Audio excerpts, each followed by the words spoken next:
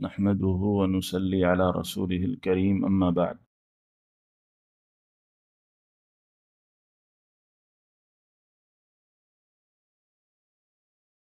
یہاں ہر مرتبہ کئی مرتبہ سے سیرت النبی کا بیان چل رہا ہے، رسول اکرم صلی اللہ علیہ وسلم کی سیرت بیان کی جاتی ہے۔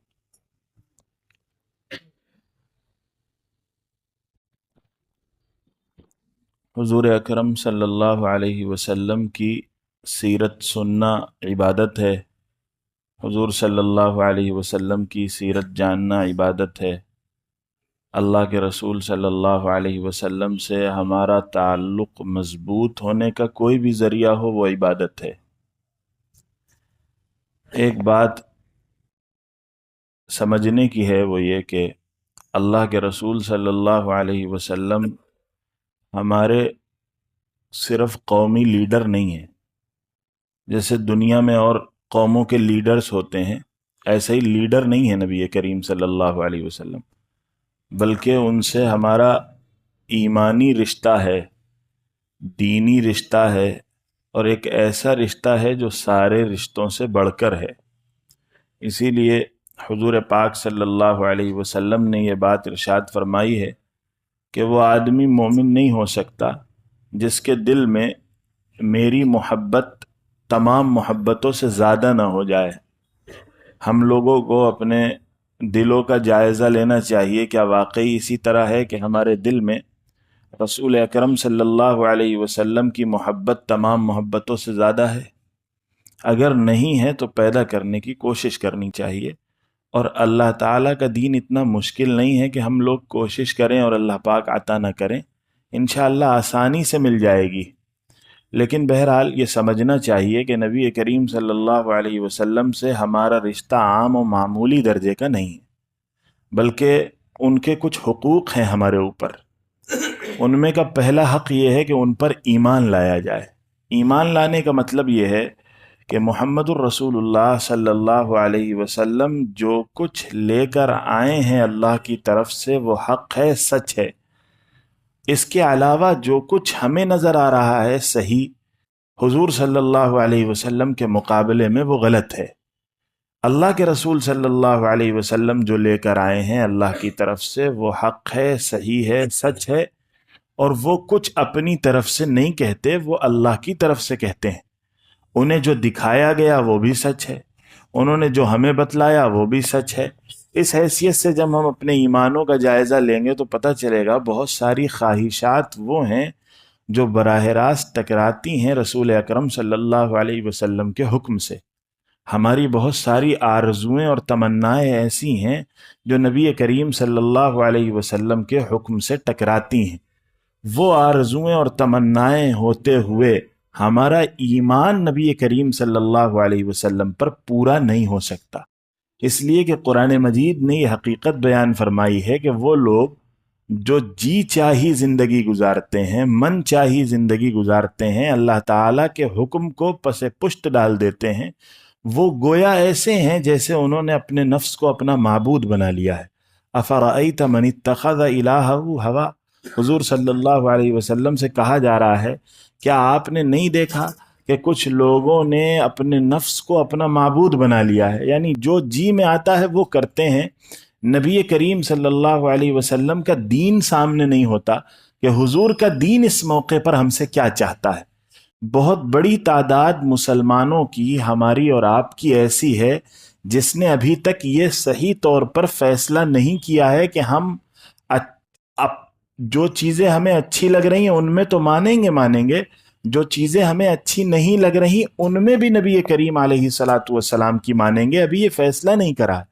یہ ایمان والا ہونے کے لیے لازمی فیصلہ ہے کہ ہم لوگ ان چیزوں کو بھی مانیں جو اچھی لگتی ہیں، ان چیزوں کو بھی مانیں جو ہمارے نفس کے تقاضوں کے خلاف ہیں، اس لیے مانیں کہ وہ نبی کریم صلی اللہ علیہ وسلم کی بتلائی ہوئی بات ہے جو ان کو اللہ نے بتلائی ہے، اس لیے ماننا ہے ہمیں۔ یہ ہے ایمان۔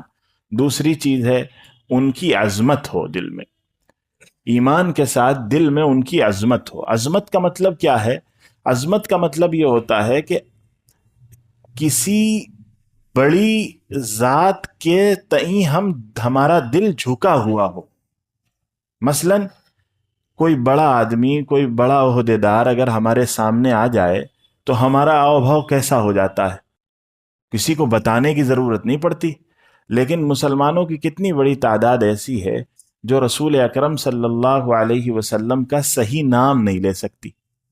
بتائیے کیا دل میں عظمت ہے اور کیا قدر ہوگی حضور صلی اللہ علیہ وسلم کی کہ اس نے ابھی صحیح طور پر نام لینا نہیں سیکھا نبی کریم صلی اللہ علیہ وسلم کا. اور ہماری اور آپ کی غفلت یہ ہے کہ ہم ان تک گئے نہیں، انہیں نام سکھایا نہیں. تو اللہ کے رسول صلی اللہ علیہ وسلم کی صحیح عظمت ہو. عظمت کا مطلب وہ اس کائنات کے سب سے زیادہ چہیتے ہیں، اللہ کے منتخب ہیں، سب سے پیارے ہیں. وہ ہماری ہدایت کے لیے اس وقت کامل اور آخری نمونہ ہے. ان کے علاوہ کوئی پورے طور پر نمونہ نہیں ہے. محمد صلی اللہ علیہ وسلم کی ذات وہ ذات ہے جس کے بارے میں اللہ تعالیٰ نے کلام مجید میں یہ بات ارشاد فرمائی، لَقَدْ كَانَ لَكُمْ فِي رَسُولِ اللَّهِ أُسْوَةٌ حَسَنَةٌ. نبی کریم صلی اللہ علیہ وسلم کی زندگی میں تمہارے لیے بہترین اسوہ ہے، بہترین نمونہ ہے. اسی طرح سے نبی کریم صلی اللہ علیہ وسلم کے متعلق اللہ تعالیٰ نے یہ فرمایا کہ دیکھو اگر یہ چاہتے ہو کہ تمہیں کامیابی مل جائے، تم کامیابی سے ہمکنار ہو جاؤ، تو تمہیں نبی کریم علیہ الصلاۃ والسلام کی اتباع کرنی پڑے گی. حضور صلی اللہ علیہ وسلم کا کہنا ماننا پڑے گا. اور کہنا ماننا بھی دل کے بوجھ کے ساتھ نہیں، کہنا ماننا بھی یہ سمجھتے ہوئے کہ ہمارے سب سے بڑے محسن وہی ہیں، انہوں نے ہمارے لیے جو قربانیاں پیش کری ہیں، جس کے نتیجے میں ہم تک دین آیا ہے، وہ ایسی معمولی قربانی نہیں ہے کہ کوئی سنانے والا سنا کر گزر جائے اور سننے والے ایسے ہی سن لیں. اگر صحیح معنوں میں ان قربانیوں کا حال ہمیں معلوم ہو جائے تو دل پھڑک اٹھے کہ اتنا زبردست، ایسی غیر معمولی، یعنی اللہ کے رسول صلی اللہ علیہ وسلم کو امت کے حق میں شفقت ہے. خالی آپ اس بات سے اندازہ لگا لیجئے کہ اللہ تعالیٰ کے لیے جو لفظ ہم لوگ بولتے ہیں، اس اللہ کی رحمت بیان کرنے کے لیے، اللہ کی شفقت بیان کرنے کے لیے، جب اللہ تعالیٰ نے نبی کریم صلی اللہ علیہ وسلم کی شفقت بیان کری ہے تو وہی الفاظ بولیں جو ہم لوگ اللہ کے لیے بولتے ہیں. مثلا ہم اللہ کو رؤوف اور رحیم کہتے ہیں. قرآن مجید میں اللہ کے رسول صلی اللہ علیہ وسلم کی رحمت اور اللہ کے رسول کی شفقت بیان کرتے ہوئے یہ دونوں لفظ اللہ تعالیٰ نے رسول اللہ صلی اللہ علیہ وسلم کے لیے بولیں. لَقَدْ جَاءَكُمْ رَسُولٌ مِّنْ أَنفُسِكُمْ عَزِيزٌ عَلَيْهِ مَا عَنِتُّمْ حَرِيصٌ عَلَيْكُمْ بِالْمُؤْمِنِينَ رَؤُوفٌ رَحِيمٌ. آپ خالی ان کی شفقت کا اندازہ لگائیے کتنی زیادہ امت کے تئیں شفقت ہوگی. اسی طرح سے قرآن مجید میں ہے کہ ان کی کڑہن کا یہ عالم تھا کہ وہ امت کی خاطر اتنا کڑتے تھے کہ اللہ تعالیٰ قرآن مجید نازل کرتا ہے ان کی کڑہن کے نتیجے میں. لَعَلَّكَ بَاخِعٌ نَفْسَكَ أَلَّا يَكُونُوا مُؤْمِنِينَ. کیا آپ اپنی جان کو گھوٹ لیں گے کہ یہ ایمان نہیں لاتے؟ یعنی ان کے دل میں گھٹن ہو رہی ہے اس سے کہ کیسے اللہ کے کیسے ایک ایک ایمان والا جہنم کے راستے سے بچ کر جنت کے راستے پر جانے والا بن جائے. تو اس کی خاطر بہت قربانیاں دی ہیں نبی کریم علیہ الصلوۃ. حضرت عائشہ رضی اللہ عنہا فرماتی ہیں کہ کوئی پورے 2 مہینے ایسے نہیں گزرتے تھے کہ 2 وقت کا کھانا میسر ہو نبوت کے گھر میں.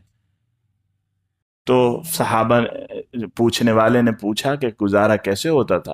کہا 2 سیاہ چیزوں پر، یا کھجور یا پانی. تو یہ قربانی ہے محمد صلی اللہ علیہ وسلم کی جو ہماری خاطر دی ہے. اس کا احساس ہو، ان کی شفقتوں کا احساس ہو. یہ کیسے پیدا ہوگا احساس؟ بہت آسان راستہ ہے اس کے پیدا کرنے کا. بس میری بات کا خلاصہ یہی ہے جو اب کہنے جا رہے ہیں. اس کے پیدا کرنے کا ایک طریقہ تو یہ ہے کہ ہم لوگ دھیان کے ساتھ یاد کرتے ہوئے درود شریف کی عادت ڈال لیں. کتنا وقت لگتا ہے صلی اللہ علیہ وسلم کہنے میں؟ آپ کبھی غور کیجئے گا جو گفتگویں ہم لوگ کرتے ہیں ان میں بیکار کی گفتگو کتنی زیادہ ہوتی ہے، جس کا نہ ہم سے کوئی تعلق ہوتا ہے نہ دوسرے سے کوئی تعلق ہوتا ہے. اگر خالی اس وقت کو ہم اللہ کے رسول صلی اللہ علیہ وسلم کی یاد کا ذریعہ بنا لیں درود شریف کے ذریعے، اور یہ اتنی بڑی عبادت ہے کہ اس میں خود اللہ پاک شریک ہے.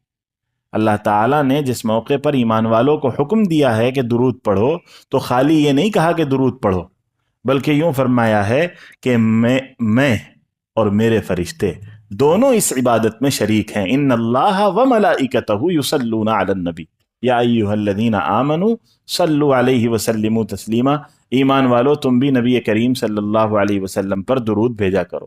تو ایک ذریعہ حضور صلی اللہ علیہ وسلم کی محبت پیدا کرنے کا یہ درود شریف ہے۔ خوب کثرت کے ساتھ درود شریف پڑھا جائے۔ اس کا چھوٹا سا وہ ہے صلی اللہ علیہ وسلم، کوئی پورا پڑھنا چاہے، نماز والا پڑھنا چاہے وہ نماز والا پڑھے۔ ایک دوسرا، نبی کریم صلی اللہ علیہ وسلم کی زندگی کو پڑھا جائے۔ حضور صلی اللہ علیہ وسلم کی زندگی کیا تھی؟ دیکھیے، جب تک ہم کسی شخصیت کو پورے طور پر جانیں گے نہیں، اس وقت تک اس شخصیت سے محبت کرنا پورے طور پر نہیں ہو پائے گا۔ دنیا میں بھی اسی طرح ہوتا ہے، ہمیں جس سے محبت ہوتی ہے اس کو پورے طور پر جانتے ہیں۔ تو دوسرا کام یہ ہے کہ حضور صلی اللہ علیہ وسلم کی سیرت کو پڑھنا ہے۔ اب بہت سے لوگوں کو لگتا ہے اب کہاں وقت ہے، ہم کہاں بیٹھ کے سیرت النبی پڑھیں گے۔ اللہ کے بندوں نے ہر زبان میں سیرت النبی پر کتابیں لکھ دی ہیں۔ اگر کوئی خالی اتنا کر لے کہ صبح کو اٹھ کر ایک صفحہ پڑھنے کا معمول بنا لے نبی کریم صلی اللہ علیہ وسلم کی سیرت کا، مشورے سے کوئی کتاب منتخب کر لے حضور صلی اللہ علیہ وسلم کی زندگی پڑھنے پر، آپ دیکھیں گے چند دن گزریں گے، ہو ہی نہیں سکتا اس کا دل نبی کریم صلی اللہ علیہ وسلم کی محبت سے نہ بھرنے لگے، اللہ کے رسول صلی اللہ علیہ وسلم کی محبت سے بھرنے لگے گا۔ تیسری چیز، حضور صلی اللہ علیہ وسلم کے احسانات کو سوچنا کہ نبی کریم صلی اللہ علیہ وسلم کے ہمارے اوپر کتنے احسان ہیں۔ اگر حضور صلی اللہ علیہ وسلم نہ بتلاتے تو آج ہم بھی شرک میں ڈوبے ہوئے ہوتے، شرک کر رہے ہوتے، معبودان باطل کی پرستش کر رہے ہوتے۔ یہ نبی کریم علیہ الصلاۃ والسلام کا احسان ہے کہ حضور صلی اللہ علیہ وسلم نے اپنا گھر، اپنا سب کچھ داؤں پر لگا کر ہم تک خدا تعالیٰ کو پہنچایا، اللہ کے کلام کو پہنچایا۔ سچی بات یہ ہے کہ کسی کہ ایسا دل گردہ نہیں تھا کہ وہ قرآن کریم کی عظمت کو برداشت کر سکتا۔ یہ نبی کریم علیہ الصلاۃ والسلام کا احسان ہے کہ انہوں نے قرآن کے بوجھ کو برداشت کیا اور ہم تک قرآن پہنچائے۔ ایک ایک نعمت میں حضور صلی اللہ علیہ وسلم کے احسانات کو سوچیں۔ یہ تین کام اگر معمول بنا لیں، اور دیکھیے ہم لوگ یہ سوچتے ہیں کہ کچھ کرنا نہ پڑے، تو بھائی کچھ کرنا نہ پڑے تو کچھ نہیں ہوگا، کچھ تو کرنا پڑے گا۔ اور ایسا نہیں ہے کہ ہم بچ جائیں گے یا ہمیشہ دنیا میں رہیں گے، ایک دن تو اللہ کو منہ دکھانا ہی ہے۔ بہرحال اللہ کے رسول صلی اللہ علیہ وسلم کا سامنا تو ہوئے گا۔ اگر تھوڑی سی معمولی سی محنت کر لیں، یہ کوئی بہت بڑی محنت نہیں ہے، اس کے لیے کوئی بہت پاپڑ نہیں بیلنے پڑیں گے، چند دن کی محنت ہے۔ جب ایک انسان کو للک لگ جاتی ہے تو پھر اس کو الگ سے محنت کرنے کی ضرورت نہیں پڑتی۔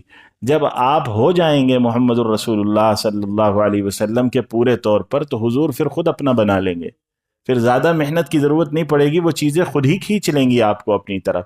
پھر اسی کے ساتھ احسانات میں، کہ تیسری بات تھی احسانات سوچنا، احسانات میں یہ سوچے جو زندگی گزارنے کا طرز میرے آقا محمد الرسول اللہ صلی اللہ علیہ وسلم ہمیں سکھا گئے ہیں وہ کتنا پیارا ہے۔